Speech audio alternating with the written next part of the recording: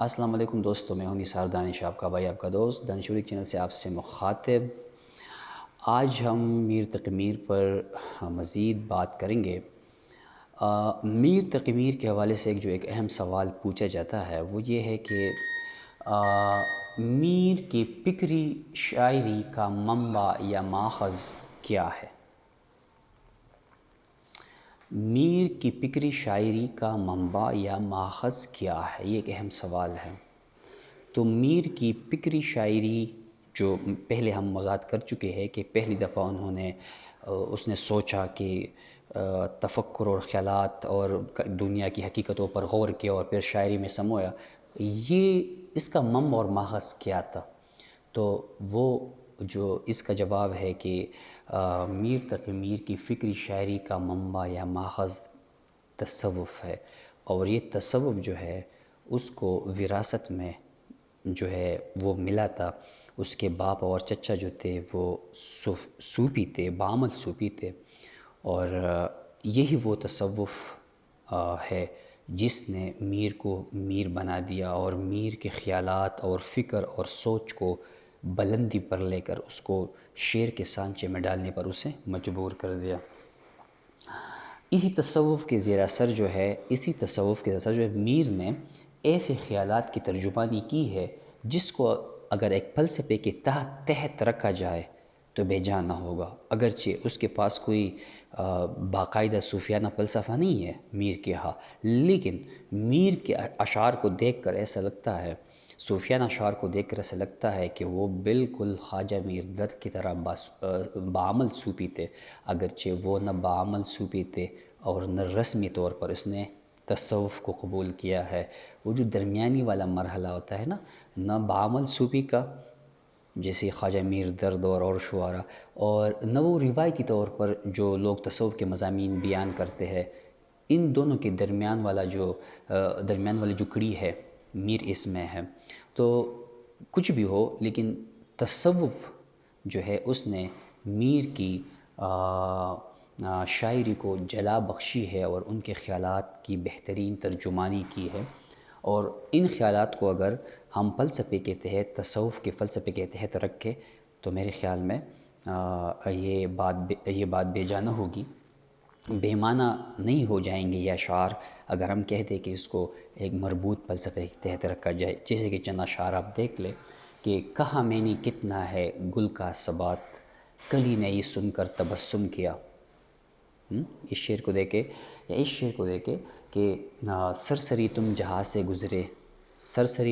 سے گزرے ورنہ ہر جہان دیگر تھا۔ یا یہ شعر دیکھے، الہی کیسے ہوتے ہیں جنہیں بندگی کی خواہش، الہی کیسے ہوتے ہیں جنہیں بندگی کی خواہش، ہمیں تو شرم دامن گیر ہوتی ہے خدا ہوتے۔ یا اس شعر کو دیکھے کہ مرگ ایک ماندگی کا وقفہ ہے، یعنی آگے چلیں گے دم لے کر۔ یہ وہ اشعار ہے جو آپ پہلے والے لیکچر جو میر کی شاعری میں فکری عناصر، یہ اشعار آپ وہاں بھی بطور حوالہ پیش کر سکتے ہیں۔ یہ سارے یہ تصوف کے بل بوتے پر یہ فکر و تفکر کی بہترین مثالیں ہیں میر کی۔ تو میرے خیال میں یہ جواب کلیئر ہو گیا کہ میر کی شاعری میں جو فکر کا ماخذ ہے وہ کیا ہے، وہ تصوف ہے، اور تصوف پہ میں نے میر کے حوالے سے تھوڑی سی بات کر دی کہ تصوف نے میر کے خیالات کو جلا بخشی، اور یہ خیالات جو ہے بہترین انداز میں میر نے پھر اپنی شاعری کلام میں یہ خیالات پیش کیے، چند حوالے میں نے دے دیے۔ اب یہ سوال بنتا ہے، اسی سوال کا اگر آپ جواب دیں گے تو فوراً آپ سے یہ سوال پوچھ سکتا ہے کہ کیا میر ایک صوفی شاعر تھے، یا ایک بعمل صوفی شاعر تھے، یا صوفی شاعر تھے؟ تو اس کا جواب پہلے سوال کے کچھ حصے میں ہم دے چکے ہیں کہ میر بعمل صوفی نہیں تھے، اور نہیں وہ رسمی روایتی صوفی شاعر تھے، یعنی مطلب وہ بعمل نہیں تھے، مگر انہوں نے تصوف کو رسمی اور روایتی طور پر بھی قبول نہیں کیا۔ تصوف نے میر کے ذہن و فکر کی تہذیب پر گہرے اثرات مرتب کیے تھے۔ وہ زندگی کو عام انسان کی طرح نہیں بلکہ بعمل صوفی کی نظر سے دیکھتے تھے۔ ان کی نظر صاف دل صوفی کی نظر ہے۔ اشعار سے آپ دیکھ سکتے ہیں، جو میں نے کچھ اشعار دے دیے، جیسے کہ بتا دیا کہ اس کے باپ، اس کے چچا جو تھے وہ ایک صوفیانہ ماحول میں وہ بعمل صوفی تھے، اور میر بھی اس صوفیانہ تجربے سے، اس ماحول سے کیسے بچ سکتے تھے؟ اگر وہ خود بعمل صوفی نہ بنے، لیکن اس کے اثرات تو میر پر تھے بچپن کے،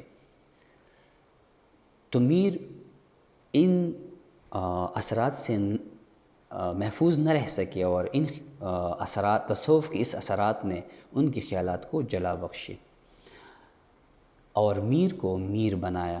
اگر میر کی شاعری میں یہ حوالے سید عبداللہ کی کتابیں آپ دیکھ لیں، جو میر کے حوالے سے جمیل جالبی کی کتابیں دیکھ لیں، یہ ساری باتیں وہ کہہ رہے ہیں، ہم تو طالب علم ہے، اس سے استفادہ کر کے آپ کو بتا رہے ہیں، اساتذہ سے بھی سنا ہے یہی، کہ میر اگر آج میر ہے تو اس کے پیچھے جو عنصر ہے وہ فکر کا ہے، اور فکر کے پیچھے جو اس کی خصوصیت ہے وہ تصوف ہے۔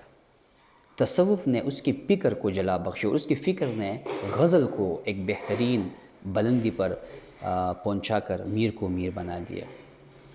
اگر وہ شاعر نہ ہوتے، اگر میر شاعر نہ ہوتے تو صوفی ضرور ہوتے، اور وہ صوفیوں کی جو دو نظریے ہے، وہ ایک وحدت الوجود، ایک وحدت الشہود، تو میر جو تھے وہ وحدت الوجود کے قائل تھے۔ مت سہل ہمیں جانو پھرتا ہے پلک برسوں، تب خاک کے پردے سے انسان نکلتے ہیں۔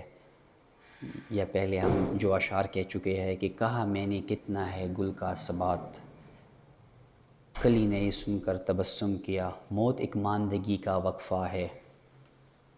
یہ شعر سرسری تم جہاں سے گزرے، یہ والا شعر آپ المختصر میں آپ کو یہ بات بتا دوں کہ میر بعمل صوفی نہ ہونے کے باوجود ان کے کلام میں ایک صاف دل صوفی اور تصوف کے گہرے اثرات موجود ہے، جو قاری انہیں صوفی شاعر کہنے پر مجبور تو کرتا ہے، لیکن ہم اس کو کہہ نہیں سکتے۔ یعنی میر نہ بعمل صوفی تھے اور نہ رسمی و روایتی، بلکہ درمیان والا جو مرحلہ ہے، میر کو ہم اس میں ڈالتے ہیں۔ میرے خیال میں یہ کافی آج کے لیے۔ آپ کی عید کیسی گزری؟ امید ہے اچھی گزری ہوگی، بہت ساری خوشیاں آپ لوگوں نے منائی ہوگی۔ ابھی جن جن لوگوں کی انٹرویوز آ رہے ہیں وہ ہمارے اس چینل سے فائدہ اٹھا سکتے ہیں، جن کی انٹرویوز اب نہیں ہے وہ ان دوستوں کو آگاہ کر سکتے ہیں، کیونکہ ان چیزوں پہ ہم نے بہت محنت کی ہے، اور ایک تیار چیز جو ہے آپ کو پیش کر رہے ہیں، تو اس سے فائدہ اٹھائے، خود بھی اور اس کو بھی بتائے۔ دعاؤں میں یاد کیجیے گا۔ اللہ حافظ۔